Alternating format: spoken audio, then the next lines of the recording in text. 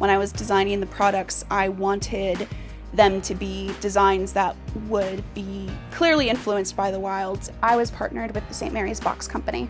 We are currently in process of making corrugated cartons for these individuals, utilizing their preprint liners. A lot of the client work that I do is with clients that are not located in the PA Wild, so I try to bring in influences when I can that aligns with their brand strategy and whatever it is that we're doing. But my inspiration for this project is clearly the wilds. It's where I grew up, where I live.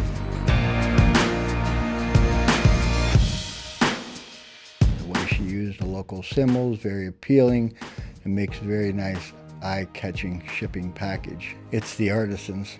They're able to create a unique connection between the handmade products and the customer. The artisan in combination with that makes the PA Wilds brand stand out.